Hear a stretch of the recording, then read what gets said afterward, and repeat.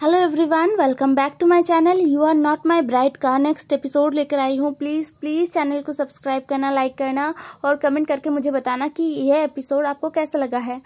तो पिछले एपिसोड में हमने देखा था वांग जी जो कि विंग के साथ बहुत ही जेंटली बिहेव कर रहा था, मतलब वेडिंग नाइट की तरह उसने कुछ भी नहीं किया। विंग बहुत ही ज़्यादा डरा हुआ था, बट ऐसा कुछ नहीं हुआ। और वांग जी विंग को दवाई भी लगा देता है रात को, और फिर सुबह उठने के बाद वांग जी ने विंग को कहा कि उन्हें कहीं जाना है। विंग जो कि रेडी हो चुका था, रेडी होने के बाद उसने देखा कि वांग जी ब्रेकफास्ट लेकर आया है, मतलब ब्रेकफास्ट देकर गए थे सर्वेंट्स। वांग जी बस गेट के सामने से लेकर आया था। ब्रेकफास्ट खत्म करने के बाद वांग जी और विंग दोनों ही निकल चुके थे। विंग को पहले लगा कि वो क्लैन में जा रहे हैं, लेकिन ऐसा नहीं था। वांग जी विंग को लेकर क्लैन से बाहर, लैन क्लैन से बाहर लेकर जा रहा था, कबीले से बाहर लेकर जा रहा था। कबीले के गेट पर, मेन गेट पर शिचनगा वांग जी का और विंग का इंतजार कर रहे थे। विंग को कुछ समझ नहीं आ रहा था कि कहाँ पर जा रहे हैं, बट विंग ने कोई सवाल नहीं किया। विंग बस वांग जी और शिचनगा के पीछे पीछे चलने लगा। गेट से थोड़ी दूरी पर ना कुछ डिसिपल्स दो घोड़े लेकर खड़े थे। वांग जी एक पर चढ़ गया और शिचनगा दूसरे पर चढ़े थे। अब विंग को समझ नहीं आ रहा था कि उसके लिए कहाँ पर है घोड़ा। वांग जी ने अपना हाथ दिया तो विंग ने बस वांग जी का हाथ पकड़ा और घोड़े पर चढ़ गया। वांग जी को लगा था कि वांग जी विंग को, मतलब राजकुमार जियांग चैन को अपने सामने बिठाएगा, बट विंग को ये अंदाजा हो गया था कि वांग जी क्या करने चाहता है। विंग ने वांग जी का हाथ कसकर पकड़ा और वांग जी के पीछे जाके बैठ गया, मतलब वांग जी घोड़े को चलाएगा और विंग पीछे बैठेगा। वांग जी थोड़ा सा शॉक्ड हो गया क्योंकि ये बहुत ही स्पीड से हुआ था। ये कोई एक्सपीरियंस इंसान ही कर सकता है जो हमेशा ही घोड़े को कंट्रोल करता है, घोड़े पर सवारी करता है, वही इंसान ऐसा कर सकता है। तो वांग जी ने अपने मन में सोचा, तो आपको घुड़सवारी भी आता है। ये सोचकर वांग जी ने बस घोड़े को आगे बढ़ा दिया। शिचनगा भी अपने घोड़े के साथ आ रहे थे। वो दोनों, मतलब शिचनगा और वांग जी विंग को लेकर सरी टाउन गए थे। सरी टाउन जो कि लैंस का, मतलब गुसू का सबसे बड़ा टाउन है। गुसू में बहुत छोटे छोटे ऐसे शहर भी है जहाँ पर छोटे छोटे टाउन्स है, बट मेन जो टाउन है ना वो सरी टाउन ही है, और ये बहुत बड़ा है। पूरे कल्टीवेशन वर्ल्ड का सबसे बड़ा टाउन है और हर जगह से लोग आते हैं यहाँ पर बिजनेस करने के लिए। तो यहाँ पर लोग एकदम भरे पड़े थे और इतना बड़ा मार्केट विंग ने पहली बार देखा है। वो जब आया था ना, मतलब जियांग सेक्ट से लैंड सेक्ट, तो वो सोता हुआ आया था, तो उसने नहीं देखा इस मार्केट को पहले, तो ये उसका फर्स्ट टाइम था। विंग ने मार्केट को इधर उधर देखा। विंग का जो आंखें है ना वो चमक रहा था एकदम। वांग जी विंग को घोड़े से उतरने के लिए बोलता है, विंग उतर भी जाता है, फिर वांग जी भी उतर जाता है और फिर शिचनगा भी उतर गए थे अपने घोड़े से। शिचनगा ने उन दोनों घोड़ों को एक इन के सामने रखा, मतलब उस इन कीपर को पैसा दिया और वहां पर उन दोनों घोड़ों को रख दिया। फिर शिचनगा वांग जी और विंग के पास आए और शिचनगा ने कहा, वांग जी मेरा जो काम है मैं वो खत्म कर लेता हूँ और तुम दोनों का जो काम है तुम दोनों वो खत्म कर लो, फिर हम यहीं पर मिलेंगे। यह सुनकर वांग जी ने अपना सर नोट किया। शिचनगा विंग को एक नज़र देखते हैं लेकिन वो कुछ नहीं कहते, वो आगे निकल गए थे अपने कामों के लिए। फिर विंग और वांग जी जो कि चल रहे थे, वांग जी आगे आगे चल रहा था, विंग पीछे पीछे चल रहा था और इधर उधर देख रहा था। ऐसे ही इधर उधर चलते चलते ना विंग को रियलाइज ही नहीं हुआ कि वांग जी आगे निकल गया है और विंग पीछे छूट गया है। सरी टाउन इतना बड़ा शहर है ना, और उसमें बस एक रोड नहीं है, हर जगह से रास्ते निकल रहे हैं, हर जगह दुकानें हैं, हर जगह लोग हैं, चहल पहल है। अब जब विंग को रियलाइज हुआ कि वांग जी उससे आगे निकल गया है, तब तक बहुत देर हो चुका था। विंग एकदम ही खड़ा हो चुका था जगह पर और वो इधर उधर देख रहा था। वो एक ऐसे पॉइंट पर खड़ा था कि उसके चारों तरफ से रास्ते निकल रहे थे, तो विंग को समझ ही नहीं आ रहा था कि राजकुमार लान वांग जी किस तरफ गया है। विंग ना हर रास्ते को अच्छे से देख रहा था, शायद कहीं पर वांग जी दिख जाए, लेकिन दिख नहीं रहा था। विंग को पता है अगर विंग अभी वांग जी को यहाँ से ढूंढने के लिए निकलेगा ना तो और भी ज्यादा प्रॉब्लम हो जाएगा। तो विंग वहीं पर इंतजार करने के बारे में सोचता है, लेकिन कुछ देर इंतजार करने के बाद ना विंग ने देखा कि राजकुमार वांग जी तो आ ही नहीं रहे हैं।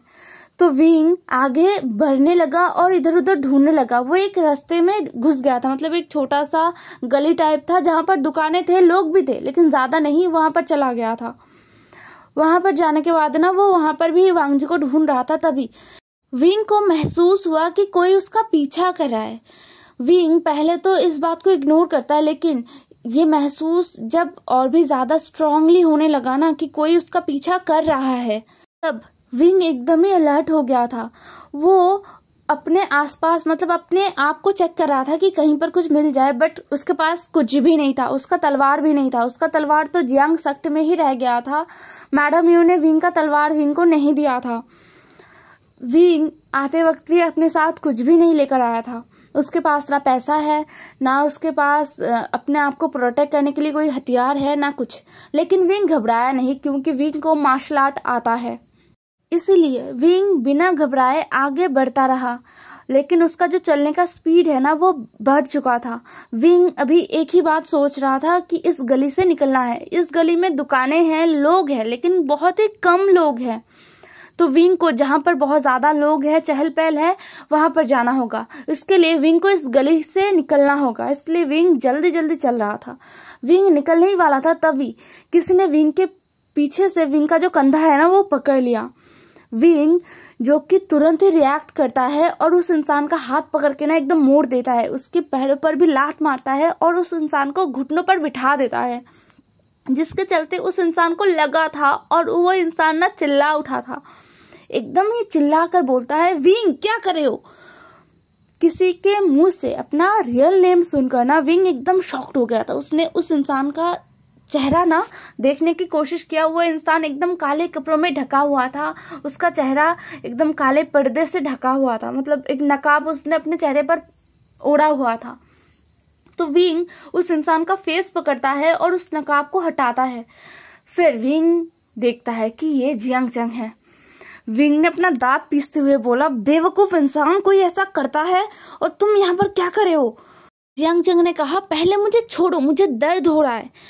तो विंग ने जियांग चंग को छोड़ दिया। जियांग चंग उठता है और अपने कपड़ों को झाड़ता है। फिर जियांग चंग विंग को देखता है और विंग को ना एकदम हक कर लेता है, टाइटली हक कर लेता है। विंग ने भी जियांग चंग को हक कर लिया था। विंग ने कहा, जियांग चंग को हक करते हुए कहा, जियांग चंग तुम ठीक तो हो ना, तुम घर नहीं गए। महारानी यू ने तो कहा था कि तुम घर चले गए हो। जियांग चंग ने कहा, बिल्कुल नहीं, मैं घर नहीं गया। मैं घर क्यों जाऊंगा भला। मुझे पता है कि अगर अभी मैं घर जाऊंगा तो फिर से माँ कोई ना कोई तरकीब लगाकर मुझसे लान वांगजी का शादी करवा ही देंगे। मुझे अभी घर नहीं जाना विंग, मुझे नहीं करना लान वांगजी से शादी। विंग ने बस जियांग चंग का बात सुना और उसने कुछ भी रिएक्ट नहीं किया। फिर जियांग चंग ने विंग का फेस पकड़ा और विंग के फेस को सहलाते हुए बोला, तुम ठीक हो। मुझे पता चला कि माँ ने तुमसे लान वांगजी का शादी करवा दिया है, वो भी झूठ बोलकर। शिजे ने मुझे पत्र भेजा था। वो पत्र मिलते ही मैं गुसू के लिए निकल पड़ा और आज ही मैं गुसू आ पहुंचा हूँ। और कोइंसिडेंटली तुम मुझे आज मिल गए यहाँ पर। तुम यहाँ पर क्या कर रहे हो। विंग जो कि जियांग चंग की बातों को सुनता है और वो कुछ सोच रहा था, तो वो अपने होश में आता है और उसने कहा कि मैं राजकुमार लान वांगजी के साथ आया हूँ। वो मुझे यहाँ पर लेकर आए और पता नहीं कैसे, लेकिन मैं खो गया हूँ यहाँ पर। ये सुनकर ना जियांग चंग ने विंग के सर पे मारा और बोला, तुम्हारा दिमाग खराब हो गया है, तुम खो कैसे सकते हो। विंग ने अपना सर सहलाते हुए बोला, मैं बस आसपास देख रहा था और पता नहीं वो कहाँ पर चले गए और फिर वो मुझे मिल ही नहीं रहे। जियांग चंग ने विंग की बातों को इग्नोर किया और बोला, विंग मुझे बताओ, वो राजकुमार लान वांगजी वो कैसे हैं। क्या वो बहुत बुरे हैं। वो जैसे पूरे कल्टीवेशन वर्ल्ड में लोग कहते हैं उनके बारे में, जो अफवाहें हैं, क्या वो सब सच है। वो तुम्हें टॉर्चर तो नहीं करते।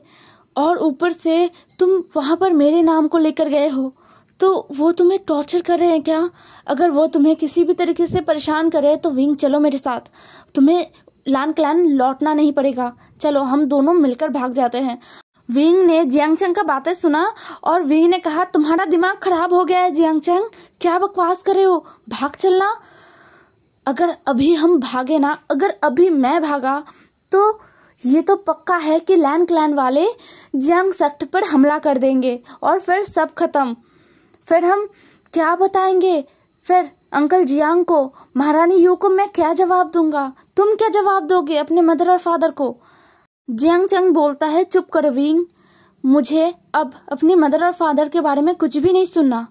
उन्होंने एक बार भी मेरे बारे में नहीं सोचा, उन्होंने बस अपने फायदे के बारे में सोचा और वो तुम्हारे नाम को लेकर मेरे साथ राजकुमार लान वांगजी का शादी करवा देना चाहते थे। और जब ये नहीं हुआ तो मदर ने मेरे नाम को लेकर तुमसे लान वांगजी का शादी करवा दिया। वो हर बार फायदे के लिए कुछ भी कर सकते हैं। जियांग चंग गुस्से में था, इसलिए वो ये सब कुछ चिल्ला चिल्ला कर बोल रहा था। विंग ने जियांग चंग के हाथों पर मारा और बोला, शांत हो जाओ, तुम चिल्ला क्यों रहे हो? और अपने मुंह पर ये मुखौटा पहन लो और यहाँ से जाओ। लैन क्लैन वाले तुम्हें पहचानते हैं, लान वांगजी भी तुम्हें पहचानते हैं, तुम यहाँ से जाओ, अगर उन्होंने तुम्हें देख लिया तो परेशानी हो जाएगा। ये सारे बातें ना दोनों लैंस ब्रदर्स सुन रहे थे सीरियसली, और उनका ऐसे कोई इंटेंशन नहीं था सुनने का। एक तो जो लैन शिचान है वो इसी एरिया पे अपना जो काम है ना वो करने आए थे और उन्हें विंग दिख गया था, और फिर विंग के पीछे चल रहा वो एकदम ही काले कपड़ों से ढका हुआ इंसान भी दिख गया था, इसलिए वो आ रहे थे विंग को बचाने के लिए। उनको लगा कि कोई फ्रॉड होगा, कोई चोर होगा, तो वो विंग को प्रोटेक्ट करने के लिए आ रहे थे। लेकिन उससे पहले विंग ने उसको पकड़ लिया था, उस काले कपड़े वाले इंसान को पकड़ लिया था, उसको नीचे गिरा दिया था, इसलिए लैन शिचान रुक गए थे। और लान वांगजी वो आधे रास्ते में जाके देखता है कि विंग तो है ही नहीं, इसलिए वो रिटर्न आया था विंग को ढूंढने के लिए, और विंग को ढूंढते ढूंढते वो उसी गली में आ गया था। और उन दोनों लैंस ब्रदर ने एक दूसरे को भी देख लिया था, और उन दोनों ने विंग और जंगशा का बातें भी सुन लिया था। वो दोनों लैंस ब्रदर ना एकदम शॉकिंगली एक दूसरे को देख रहे थे और इन दोनों भाइयों की बातों को सुन रहे थे। वांगजी अपने ब्रदर की तरफ देख रहा था। लैन शिचान ने वांगजी की तरफ देखा और बोला, वांगजी सच सच बताना, तुम्हें पहले से ही शक हो गया था ना, इसीलिए तुमने शादी को नहीं तोड़ा? वांगजी ने कुछ कहा तो नहीं, बस उसने अपना सर हाँ में हिला दिया। फिर दोनों लैंस ब्रदर्स विंग और जियांग चंग को देख रहे थे। जियांग चंग जो कि जाने के मूड में नहीं था, वो बस विंग से कह रहा था कि अगर ये शादी तुम पर थोपा गया है तो तुम निकलो यहाँ से, बट विंग ऐसे नहीं निकल सकता। वो अगर ऐसे निकल गया और फिर अगर लैंस ने जियांग्स पर हमला कर दिया तब विंग क्या करेगा?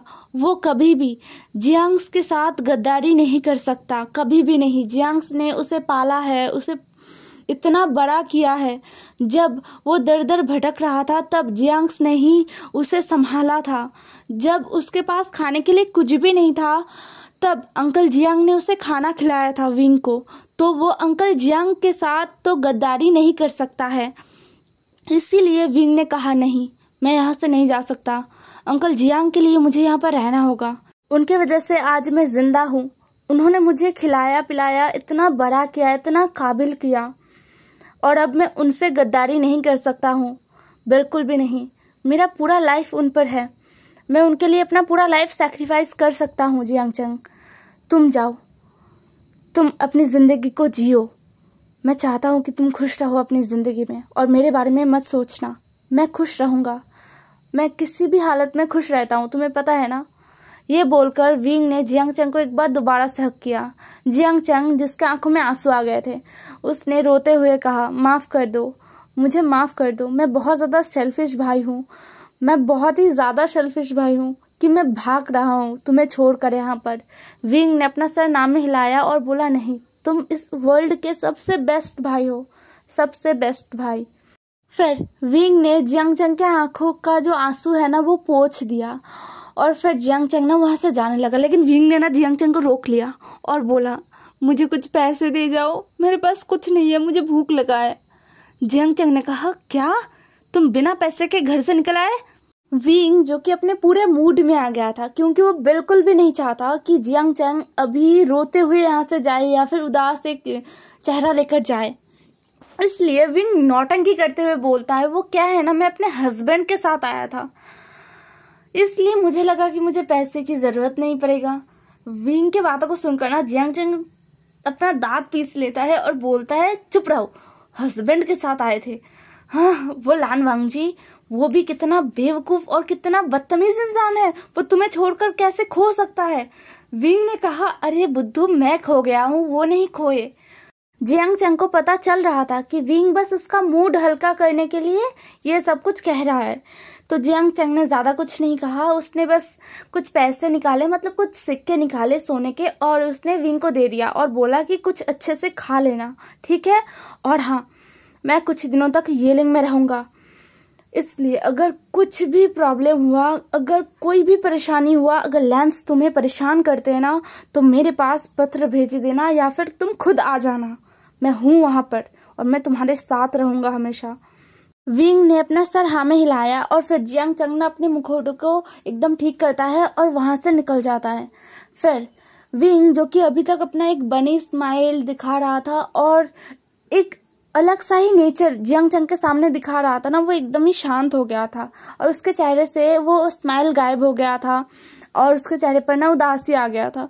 तभी विंग ने देखा कि एक टांग होलू बेचने वाला जा रहा है, तो विंग ने कुछ पैसे देकर एक टांग होलू लिया और उसको ना खाने लगा और वो बहुत ही सैडली उस टांग होलू को खा रहा था। उसके चेहरे पर दुख साफ साफ दिख रहा था और दूसरी तरफ दोनों लैंस ब्रदर्स ना देख रहे थे बस।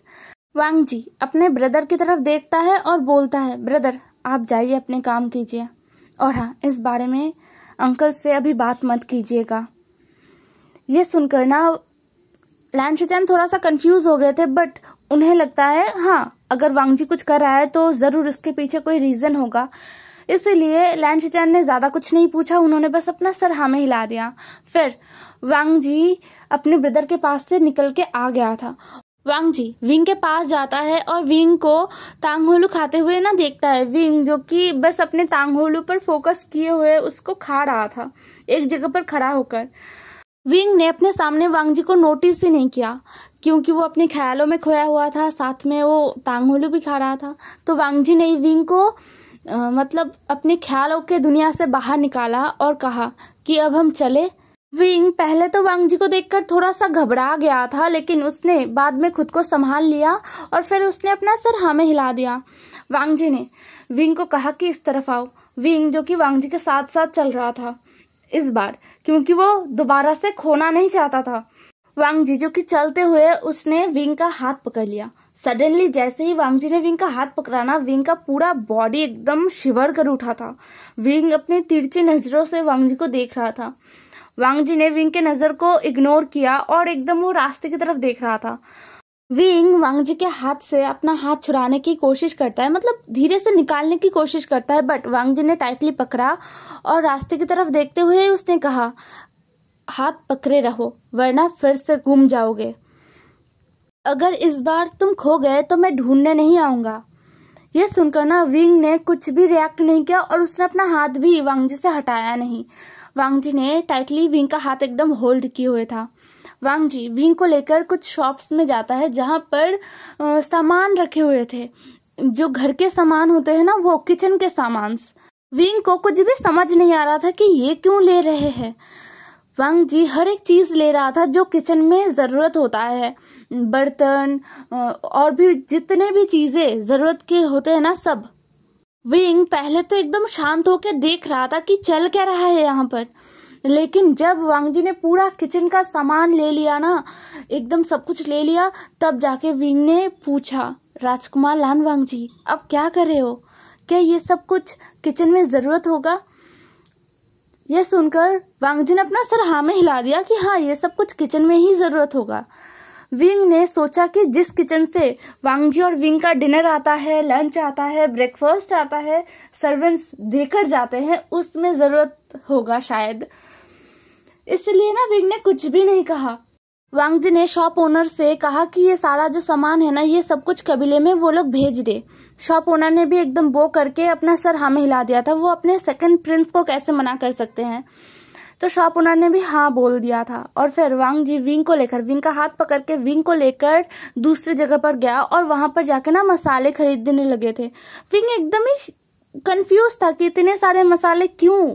वांग जी छोटे छोटे चीज़ों को ऑब्जर्व करता है, इसलिए उसको पता चल गया था कि जियांग क्लैन में मसालेदार खाना ही खाया जाता है। इसलिए वांग जी मसाले को खरीद रहा था, अलग अलग जो मसाले होते हैं ना वो सब कुछ वो खरीद रहा था। उनके बाद वांग जी विंग को लेकर वेजिटेबल्स और फ्रूट्स मिलते हैं ना जहाँ पर, वहाँ पर लेकर गया था। वहाँ पर जाने के बाद वांग जी ने वो भी बाय किया।